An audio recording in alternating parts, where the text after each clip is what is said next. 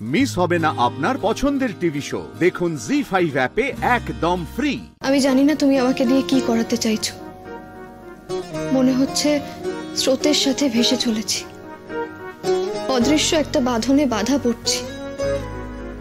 আয়ুষ্মান বাবু, যে মানুষটা দুদিন আগে অবধি আমার কাছে অচেনা ছিলেন, আজ অদ্ভুতভাবে তার প্রতি বড্ড বেশি অধিকার বোধ করছি।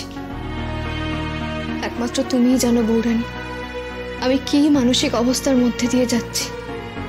তাই তুমি দেখো, আয়ুষ্মান বাবু যেন আমায় বোঝে, আমায় ভুল বুঝে যেন দূরে সরিয়ে না দেন।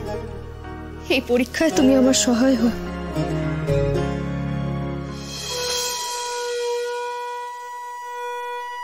কি রে দাদা, তুই এখানে?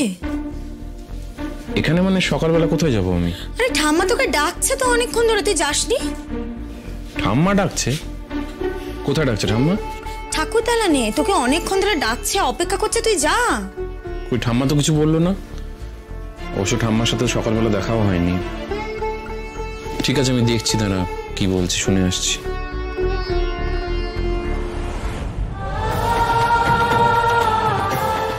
তোকে যে আমি নির্বাচন করেছি রে, আমি তোর সহায় হব অষ্টমী।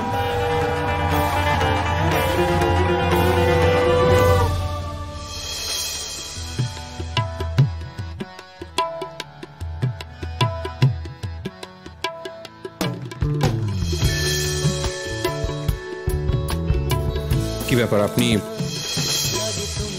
এখানে? বারে সকালবেলা স্নান সেরে বৌরানীর কাছেও আসতে পারবো না বুঝি? মানে মানে আপনি এরকম পা নিয়ে এই অবধি হেঁটে চলে এলেন? কালকে রাত্রে তো মাটিতে পা ফেলতে পারছিলেন না, এলেন কি করে এই অবধি? এই রে, ব্যথার কথাটা তো মাথাতেই ছিল না।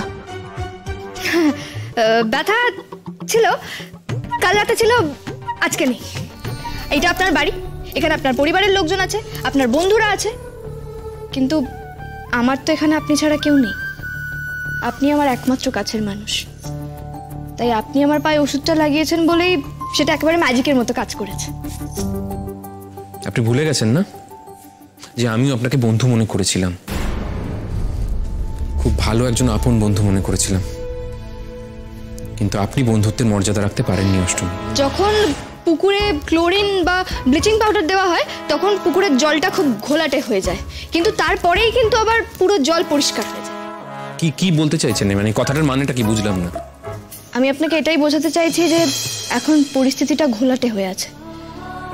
পরিস্থিতিটা থিতিয়ে গেলে দেখবেন যে আমি আপনার বন্ধুত্বের অমর্যাদা করি।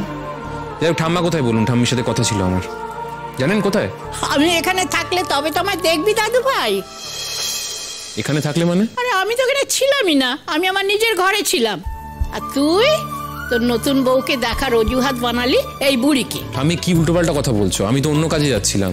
ইরা আমাকে বললো যে তুমি আমার সাথে দেখা করতে চেয়েছো, আর তোমাকে একটা রিকোয়েস্ট করছি ঠাম্মি, আমাকে আর অষ্টমীকে নিয়ে না কোনো ইয়ার্কি করো না, এখনো করো না, কোনোদিনই করো না। ভালো লাগে না বিষয়টা আমার, আগেও অনেকবার তোমায় বলেছি। আর যদি ইয়ার্কি করো আমাকে আরো একবার বলতে হবে। আমাদের বিয়েটা কিন্তু হয়নি, আবারও বলছি, আমি কিন্তু স্ত্রী হিসেবে অষ্টমীকে কোনোদিনও মেনে নিতে পারবো না।